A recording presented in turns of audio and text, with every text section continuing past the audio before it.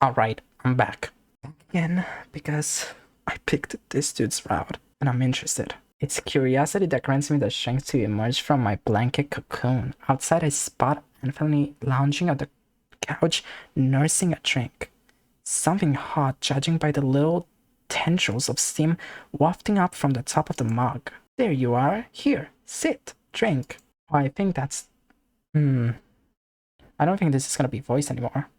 Shucks, man, I really like the voices, actually. I pad my way over to the couch, footsteps muffled by fuzzy socks, and take a seat next to my roommate. It's hot.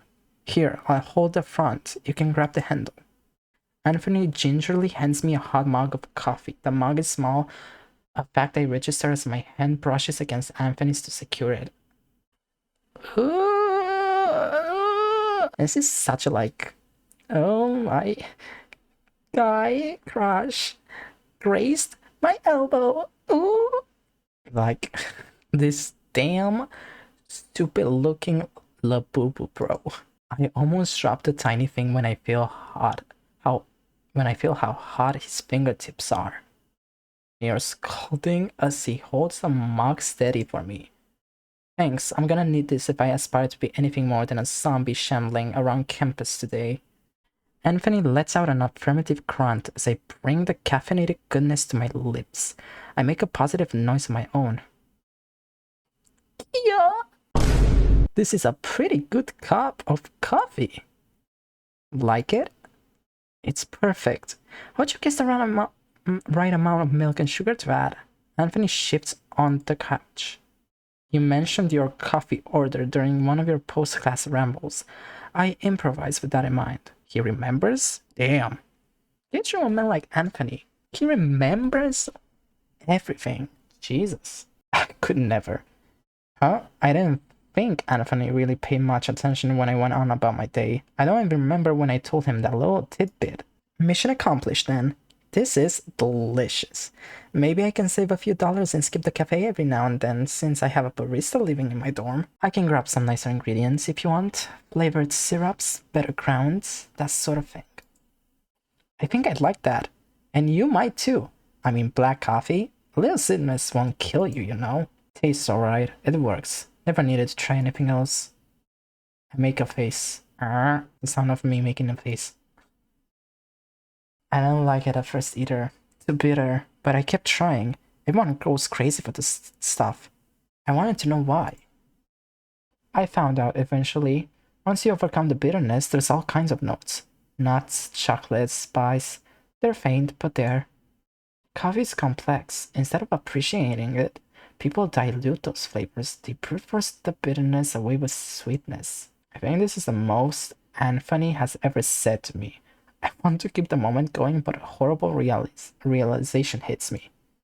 The fact that you got all that from instant coffee is seriously impressive. I still think it's worth introducing you to all the delicious flavors in the chocolate factory, Charlie. But maybe later.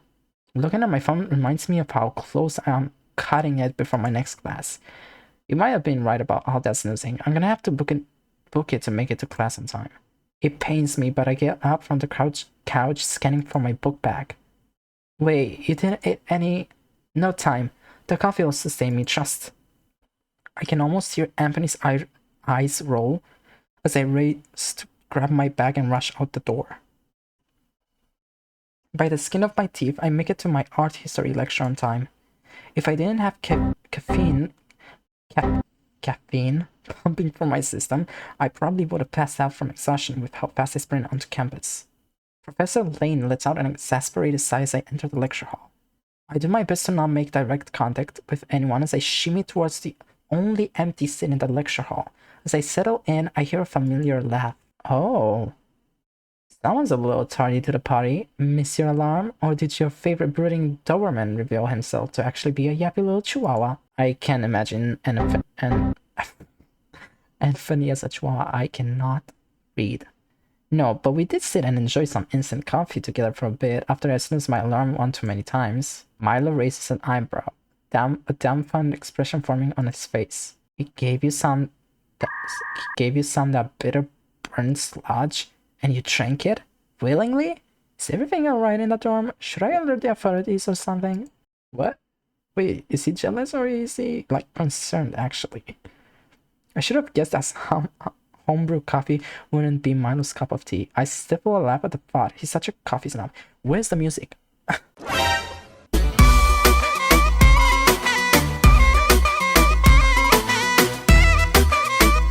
Is this supposed to be a serious moment?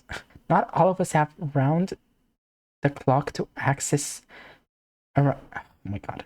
Not all of us have round the clock access to a $10,000 miracle machine, Milo. Besides, I certainly couldn't taste any sludge underneath the cream and sugar Anthony added. It wasn't a cafe quality latte, true, but he made the most out of what we had lying around the dorm. The gesture was sweet enough. Milo doesn't look convinced, but he drops the subject in favor of Professor Lane's lecture. I follow suit. Jotting down... oh my god. Jotting down notes on a fresh page in my loose leaf. The use of shadow or negative space can amplify the intensity of light in a painting's composition. This technique is called chiaroscuro. Oh my god. What is this? Chiaroscuro. Chiaroscuro,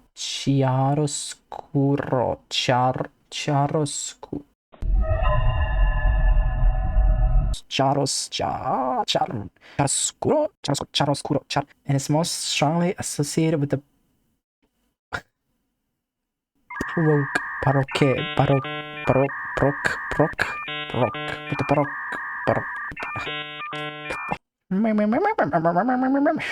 I cannot read that. After I finish my classes for the day, I head over to the park near the edge of campus. Most people prefer to study at the cafe or the library. I need a drink. Give me a sec. Because this is trying my throat. The frenetic... oh my god. What is this vocabulary?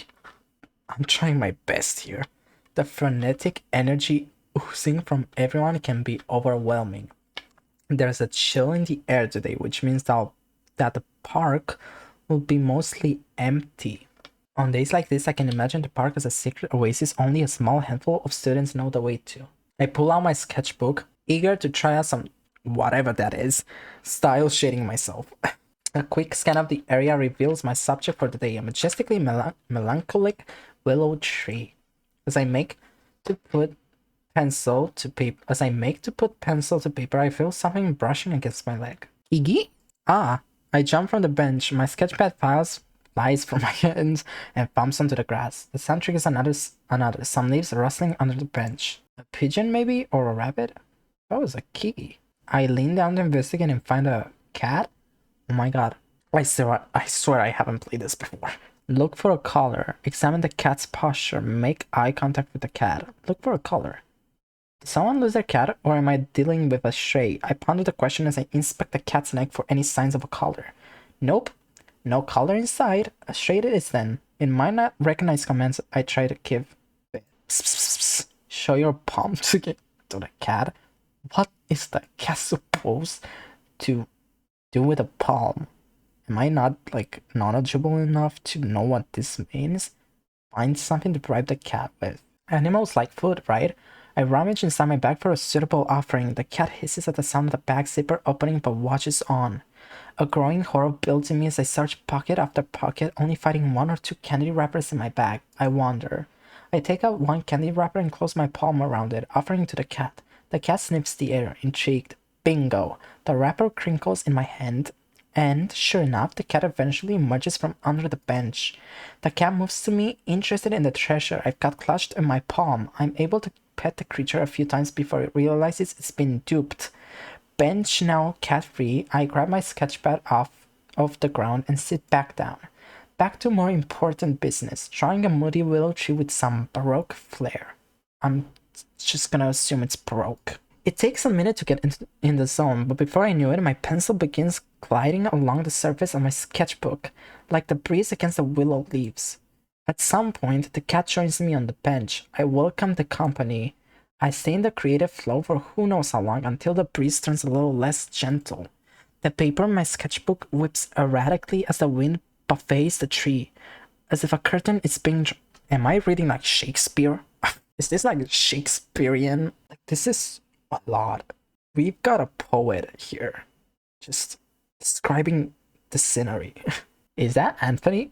Wait, I missed something. I hold my breath, waiting the wind to pick up again. Sure enough, it's him. He's lying on the branch, one arm folded above his head and the other clutching something to his chest. I see gangly wires belonging to a pair of earbuds and a sports ball resting at the foot of the tree. He must be listening to some music on his phone. I can't help but wonder what genres he likes. Maybe something grungy, rock, metal, alternative, or perhaps he's the type to listen to stuff no one would expect, like bubblegum pop. Actually, my favorite singer at the moment is probably Charlie XCX. Like, unhealthy. Like, it's unhealthy how much I listen to it. Especially to back to back. Back to back to back to back to back to you. So good. Queen slayed that. I'm startled out of my reverie when a soft voice breaks through the wind song. Sorry, I didn't mean to scare you. You hear us well? I figured you heard me coming with all the leaves I crunched to get to the bench. Mind if I sit? Sure, it's as much your property as mine, and there's plenty of room for two. I scoot over the touch and move my backpack to the ground to give Riley some space. The cat, a she I discovered, repositions herself onto my lap. Aww, Kiki! Riley smiles graciously before joining me on the bench. It's funny, sometimes I see you out here as I walk to the class. I'm happy to have finally caught you when we're both free. I don't know Riley well yet, but something about the way he tilts his head toward me and how he fiddles with his fingers creates an odd sense of calm within me. Weird, because Riley looks almost ready to bolt away like a spooked gazelle. It's nice, is all. I like to come out here for inspiration as well. The park is different every time you visit. The subtle yet energetic ebb and flow of nature, a whole society constantly shifting all around us. Almost maddening how nothing here is ever completely how you last left it. We are all in never-ending fluctuation. As artists, our job is to put the pin in the butterfly, to stop time, to halt, change, to capture. My mind is splitting open. What are we talking about? This is intellectual talk. I'm not an intellectual. Want to hear a joke? I learned this joke like a few days ago. 8 o'clock? Well, why would you do that? Riley suddenly stops talking. A realization dawning on him. He hides his face in his hands. Oh gosh, I'm doing that pretentious artist rambling thing again. I really have to rein it in. Sorry. I don't mind. I never gave much thought as to why I'm always drawn here, but your take on it makes a lot of sense. Thank you for being kind about it. It's still a jarring thing to do unsolicited. I'll work on it for next time. We sit in comfortable silence for a few moments, enjoying nature's never-ending fluctuations. Riley glances over at my notebook.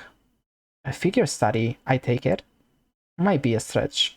Calling a tree a figure? No, silly. I'm talking about the human person you drew, not the tree they're sitting on. Oh, would you look at that? I did draw someone in the tree. Have you ever zoned out so hard you drew something and didn't realize it? Happens to me all the time. Part of the fun of looking back through my drawings and discovering pieces I don't remember working on. I'm not gonna lie, I zone out a lot. I zone out during conversations. I used to zone out during classes. I zone out during playing games. Then it feels like a whiplash, and then you wake up and you're just like, your head's like moving back and forth, and you're like, what the hell did I just, what is happening? Where am I? And then you realize you're sitting on the toilet and you're shitting your pants because you have diarrhea after eating too much like spicy stuff. I'm so hungry. I'm so hungry. We share an understanding giggle at that. Riley opens his mouth to say something else when a high-velocity object hits him square in the jaw. Ouch. Riley, are you okay? Where'd that soccer ball come from? My attention is equally split between trying to help Riley pull himself back together and checking to see if more flying balls are headed our way. Should we get you to a nurse? Your face is pretty red. Riley is interrupted a second time. Oh, kill me. Oh, imagine this happening in real life. Sorry, you... Riley. Right, my bad. Got a bad angle on the bed. Swerved somewhere. How much you wanna bet that was intentional? Because he saw Riley hanging out with me. Anthony glances at Riley's rapidly swelling face. Somewhere it wasn't supposed to go. We need to get some ice on you, like now, before your face swells up. Yeah, Nanny, I think you might be right. Mind leading the way? I think I'm starting to lose vision in my one eye. You'll be fine. Swelling should go down in a day or two if you're consistent with the ice. Let up though, and it might come back to bite you. Are you secretly majoring in medicine, Anthony? Nah, just get hit in the face more than most. Oh. Okay. Riley's mouth starts working like he's got a retort ready. You should... Hey, make a new friend? Anthony gestures toward my feline companion. I think we've built a nice rapport, yeah. Yeah, cool. Cats are cool. Chill. Mellow fellows. Stinging. Why won't it stop stinging? I mentally facepalm. Riley needs help. Wow, you guys know what time it is? Infirmary time. Hi, Anthony. Maybe put the ball away for today. I got a few last scratches before helping Riley to the infirmary. After getting Riley some medical attention and suffering through my evening class, I finally arrived back at my home base for the semester. As I open the door, I'm greeted by the familiar musk of greasy food and the droning static of a talking head coming from the TV. Oh hey, welcome back. Seriously, where has the music on? It doesn't think that much from it, but it was kind of nice. The music was kind of nice. There's some takeout in the fridge I didn't finish if you're hungry.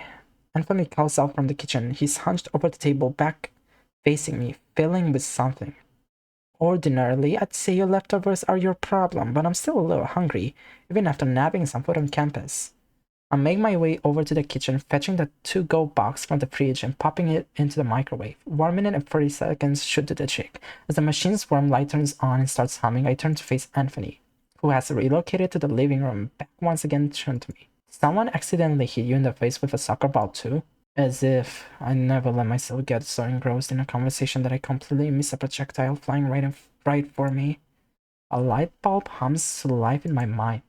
I grab one of the takeout menus off of the fridge and fashion it into a crude paper airplane. With the silent grace of an assassin, I launch my weapon at Anthony. It's directed right in the jugular. Anthony winces as his hand shoots up to cover his neck and cranes his head to glance at me. Nice shot, sharpshooter. Didn't think you had it in you. And point taken. In this position, I can see that he's got a dirty cloth in his hands. There's a shape of something underneath it. Gonna share what's got you so focused over there? I wasn't planning on it, no. The microwave beeps loudly. I sigh to myself, spinning around to grab the remnants of Anthony's dinner and join him on the sofa. He shuffles, I staring in the direction of his room before landing back on me. Might have been smarter to have done this in my room. I was trying not to freak you out. Don't freak out, okay? It's just a prop. That's totally for sure not an ominous thing to say, but I'll do my best. Oh, here we go. Here we go. I still myself as Anthony removes the cloth to reveal a gun. That's a gun. Yep, like I said, it's not real or anything. Replicas sometimes look realer than the real thing nowadays. I got it from the film department for a project, a personal thing. Directed study. Professor Eleanor's helping me out. Perfectly harmless to you. I can make sure you don't see it again though. Fake or not, I know this kind of stuff can make people not feel safe. You are safe here, for the record. That's not something you should worry about. I don't have any reasons to think otherwise, but thanks. I feel like the gun is real. I really feel like it's not fake. It's not a prop. So you borrowed a prop gun? I'm curious, why do you have it here? I'd be rude to return it so dirty, see? He holds up the piece of cloth. Black stains discolor the otherwise white sheet. Soot collects inside. Can damage the gun if you leave it sit in there too long. That thing actually shoots? Enough to look realistic. Next thing you say is, that thing can actually harm a person. Enough to look realistic. I'm no gun expert, so I take Anthony at his word. Honestly, the gun is making me a bit nervous. I rack my brain for a topic change. Anthony covers the gun with the cloth again and wordlessly heads to his room. I relax into the couch. TV broadcast Ton 82nd Street, the victim who has yet to be identified. Anthony re-enters our common space. Can eat? Oh, the leftovers. I should eat some. Hopefully it hasn't gone cold. I think as I bring a forkful to my mouth. TV broadcast. 3 wounds in the chest area. Police believe came from gunfire. Investigation remains ongoing. Listen, I'm not dumb. I am not dumb. Anthony, do you have something to admit to? This is very coincidental, and this labubu is judging hard. The food is ice on my tongue. I barely managed to resist the urge to spit out the cold cardboard rice in my mouth. TV broadcast. Contestant number 1. Behind one of those 3 curtains is a new car. Can you guess which? Want me to heat that back up? Sure. I probably should have left it in there longer to start with if it got cold that quick. Anthony drops off the reheated leftovers and leaves me alone with the TV. The game show lights up the screen. Anthony must have changed the channel. That was kind of him. Or was it?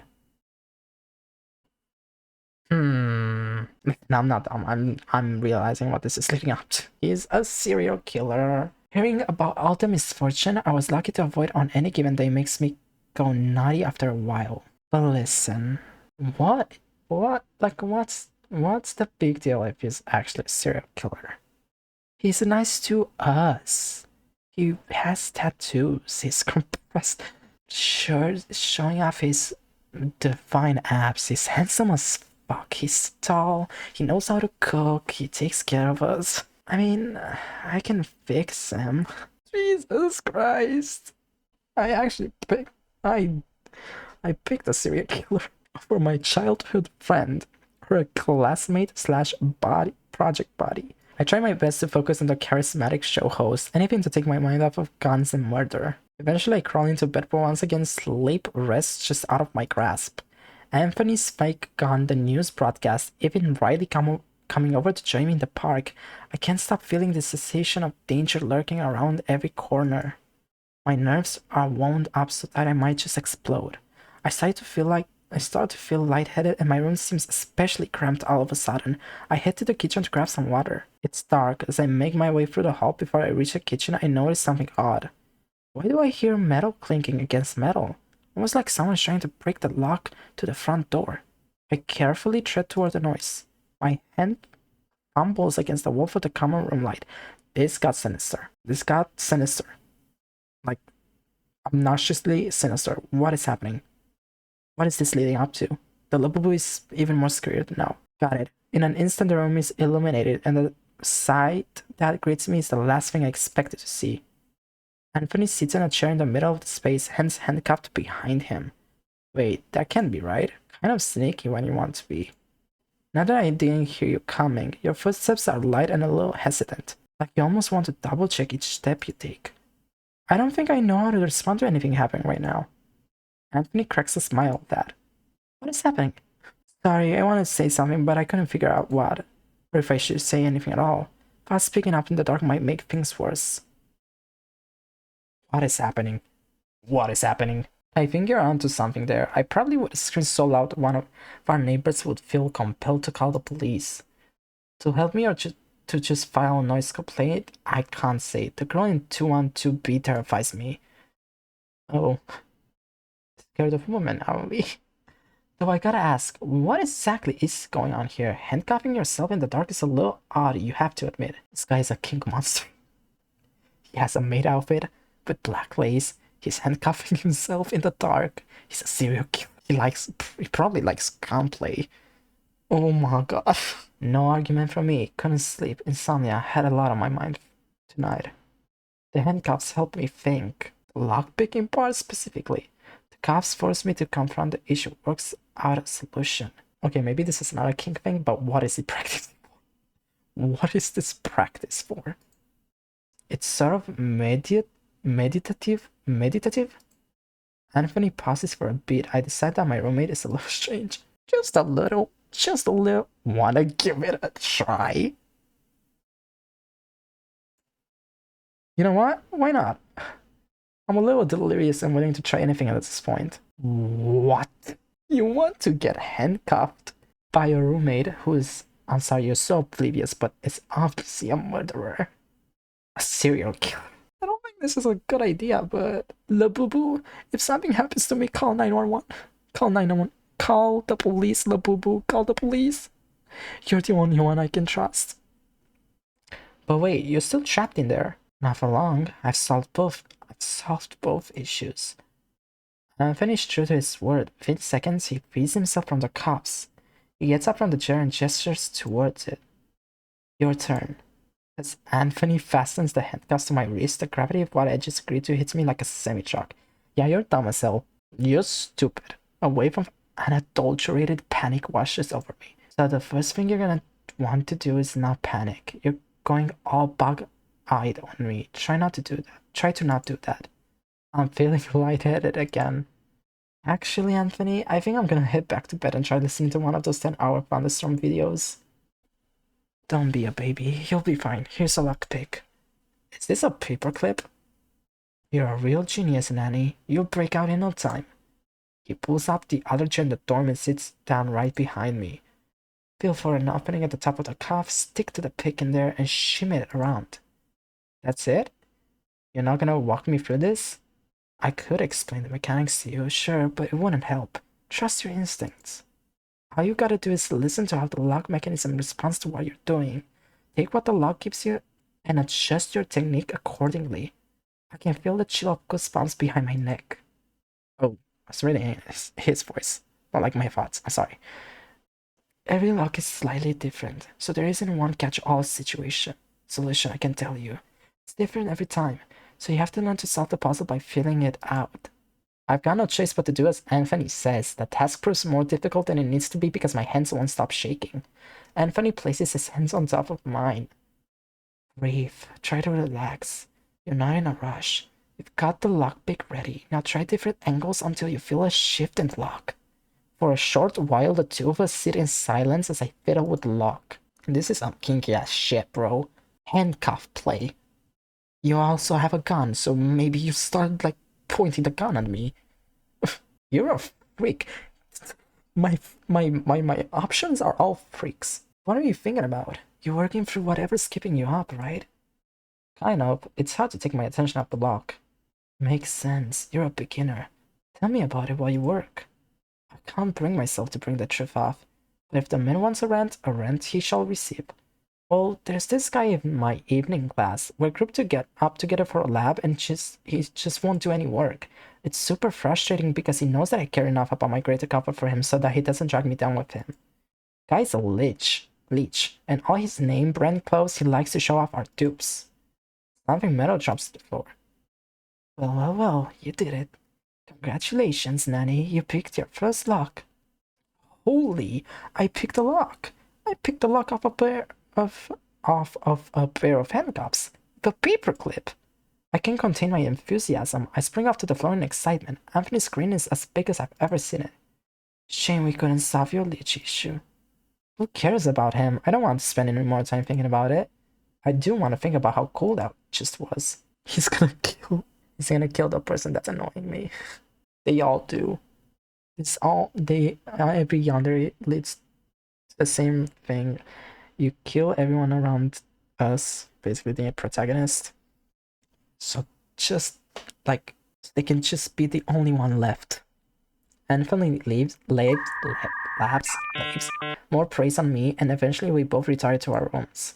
For a while, I'm too wired to even think about sleep, but once the winter's high wears off, I finally drift off. It's amazing what a good night of sleep can do for a person. I definitely needed that after everything that's happened for the past few days. I also need the mug of coffee. Anthony left me on the kitchen counter. The eggs and bacon are a nice touch too. Additionally, the fact that the two sunny side up eggs and pieces of bacon formed a dopey smile face sealed this morning as one of the greats. My roommate also left me a little note reminding me that skipping breakfast is bad. I tossed that a little tidbit into the trash bin before heading out to class. The day's slate of classes were nothing to write home about. Not too boring, but nothing spectacular either. With classes out of the way, I begin making my way across the quad to retreat to my green oasis in the park. En route, I spot the guy I dubbed the leech last night. We make eye contact, and my stomach sinks as he bounds over to me. Yo, Art Shart, we gotta talk. There are a million things I'd rather be doing, is what I want to say. What actually came out is, shoot, I guess. The leech's eyes rapidly scan our surroundings. If I didn't know him, I think he was nervous. Wait a second. Oh no, there's no way. He's not gonna. I'll split the stupid lab assignments with you, okay? Oh my god. I think we can all guess what happened to him. Maybe a little push in the right direction by a certain somebody. I thank my lucky stars that the worst case scenario didn't just play out, but wait, what did he just say? You what? You deaf now? I said I'll help out and stuff. I'm glad to hear that. Okay, message received. Good. Now go tell your little motorcycle boyfriend to lay off of me, got it? The leech rolls his eyes and smacks his tongue against the roof of his mouth. Man, I freaking did what he told me to do. I don't gotta deal with your brain damage. I'll see you in class. We got a truce there now. I can only watch as the leech stomps away. Why is everyone being weird around me? Girl, your obliviousness is killing me. Apparently, I said that last part out loud as I get a response. A meow from the cat I befriended yesterday. I give him a few good pets before setting down my backpack to fetch something special for the sweet girl. I made sure to prep a little bag of dry fruits last night just in case I ever ran into my park buddy again. She gobbles up the fruit, stuffing the last few pieces into her mouth before scampering off. As I finish up a homework assignment in the park, my phone buzzes. A text from Anthony. He's asking me to meet him in the quad. Easy enough, the park isn't too far from the quad anyway. A few minutes later, there I am, waiting on the curb of the road leading into campus.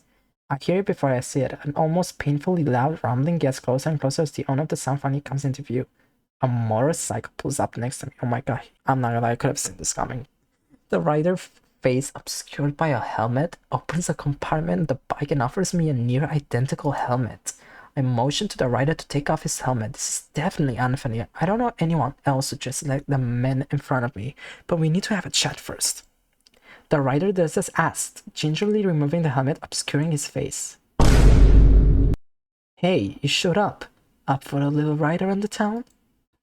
Nice bike, and maybe I am. One of the first things I bought and paid for my own dime, a real mechanical masterwork. And maybe isn't a yes. Correct, so I take it you're the one that Leech called my motorcycle boyfriend. Anthony's brows shoot straight up as his eyes widen. It takes him a bit to utter the word he's clearly confused by. Boyfriend? That's what he said. That one's got a colorful vocabulary, that's for sure. So you talked to him? Got him to magically change his mind about being, well, a leech? Yeah, pretty much. I ran into him, got mad, said my piece, and he understood me perfectly. Right. You know what? I won't ask. Thanks for having my back. Whatever you said to him really worked.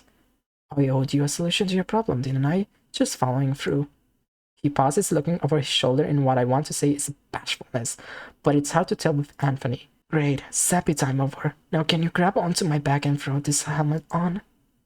The two of us race around town on Anthony's motorcycle. Holding his waist tightly, I crane my head to the side to watch the buildings pass by in a blur. Man, this is kind of romantic. Kind of makes me want to, bite my nail, swing my feet into the air. Kind of like that, but this is giving... No, he's just threatening people. And he's a serial killer. We seem to be gaining elevation. Anthony's pressure on the gas pedal steadily increases, forcing me to hold on tighter. But at the end of the day, isn't that the dream? Having a serial killer boyfriend that's very handsome, tall, has muscles, big dick, motorcycle fighter, and he treats you differently, and you're the only one he treats differently. It's kind of yandere, and you don't have to work at all in your life, and you can just do whatever, and he'll support it. And like, isn't that a fantasy of every person? In game, Anthony's solid. I can feel the way his core muscles flex to hold him steady on the bike. Holy gooner. It's a little dizzying. His muscles are so pronounced, it's dizzying to touch them. But I'm saved as the motorcycle finally comes to a halt. I hop off the bike, eager to put a bit of distance between us for a second. Back up. Too much muscle. You gotta fatten up. We've arrived at a cliff edge overlooking the college town below. You can see our campus clearly from here too. Anthony sat down in some grass, leaning back against the bike. His feet dangle over the overlook. I join him sitting cross-legged so I don't accidentally take a tumble down the large hill. See that building? Next to the old admin office, there's a window. Two of them, really. 3 floors up, 5 away from the leftmost one. He pauses. Well, it's a PNG, you know. Of course, I mean, he's paused like all the time. The light's on. She's home. My sister, Eleanor, she worries about me. Your sister is the fine shit, bro. Holy. Okay. Change of plans. Do not give a fuck, you're a serial killer. Please, please, please, please, please, please. Dominate me and share me with your sister. Crazy to say? I don't think so. She's beautiful as fuck. I need to enter this family. I'm the next one in the family tree. I don't know how to reassure her. I try to give her space, let her do her job, but I worry too. She tells me not to, but I can't help it. I came up here to worry. We eat dinner together sometimes. I stay with her when she cries in her room. Sometimes I wait for her to turn off the lights and tuck in for the night. Out here I can be a sentry, make sure she's safe. Well, he's a family guy. See? Serial killers are really not that bad. He shakes his head, trying to slough off his reverie. Sorry, I brought you here so you could enjoy the view. It's fine, Anthony. You're fine. I can keep you company while you worry. We sit like that until the sun fully retreats from the horizon. I don't want to make up the evening, but I feel closer to Anthony, and I think he feels even more comfortable with me too. We get back to our dorm late, each of us heading to our own dens of respite. I flop on my bed and pop in my headphones and play some music. My jam sesh is interrupted. Wait, play some music? Where the hell's the music? That's what I've been asking. Where's the cute little music that was keeping me in touch? Now all I have is a Chikawa face bunny, a dog and a star, and Hatsune Miku, poorly drawn. But I think that's the point. And then a buff man crow, and then Sailor Moon, and then a fish. My jam sesh is interrupted by the sound of the front door clicking open. I jump off bed. Anthony's mentioned doing a grocery run soon. There's some stuff I want to do at our list. I almost trip over myself trying to hustle to the door to catch my roommate in time. Anthony, where are you headed? Grocery run? It's late. Grocery store's closed. I've got a meeting with my study group. Don't wait up or anything. You know how these sessions can drag on. I'll try to be more quiet when I come back. Sure, have fun. Hope your brain doesn't explode. A faint smile, just the smallest turn of his lips. Thanks. With that, Anthony leaves the door. Why did I give him the hey baby girl voice? I don't know, it felt right. Oh my god, those are some cute slippers down there. I just realized. Jesus Christ, the backgrounds in this game are so detailed and so fantastic. I decided to chill in the living room when I realized I forgot to pick up a package in the mailroom on the first floor. I throw on some sweats for the journey, but there's one small issue. The door is stuck. It won't open. The locks aren't on, yet it feels like there's a lock holding the door shut. This is crazy. Am I stuck in here? Is Anthony gonna be able to get in or get me out? After pacing around the common area, I decided to kill time by watching some mindless late-night TV. Anthony's gotta be coming back soon, right? Wait, I learned how to pickpocket. Oh. Thank you for playing the demo. If you haven't already, please consider supporting us on Kickstarter wishlisting the game on Steam. Wishlist. Support. This game is awesome. You'll be sent back to the main menu in 3, 2... Okay, that's cute. That's really cute. What? Wait. Oh, their faces change when I close up. Wait, that was so nice. So I'm guessing the first part of it is always the same, and then when you get to choose who you're going for, it's gonna be different, fully. So we still have 2 routes. We have Riley and we have Milo. I think Milo I'll do next. I think he's my least favorite. Okay, tier list. It's kind of bad to do this right now because obviously I know more about Anthony. I almost forgot his name. Sorry, I'm bad with names. But yeah, right now he's my favorite. serial killer, darling roommate, wants to protect me, treats me differently from anyone else, kind of giving alpha and omega vibes. Omegaverse mentioned. Gives me the kid at the back vibes. So, you know, this dude is this my second. I just love redheads. He reminds me of this not to like switch the light off this game to another game, but Friends of You Beyond the Bay and Salvus Areas have these two redheads that I really like as well in the game. I think one of them is called Sathan and the other one is called, I don't know, but the other one is a mechanic. Jesus Christ, those men are, that's the vibe he's giving me. Just because he has a red hair. Just to clarify. And then this dude gives me the vibe of the dude from Friends of You Beyond the Bay that is working at a diner. I think his name was Luke, but I don't fully remember. And if I were to associate someone else with him, I think, yeah, Herb Cookie from Cookie Run Kingdom. But at the end of the day, I really just want Anthony's sister. Even better if we can have a threesome.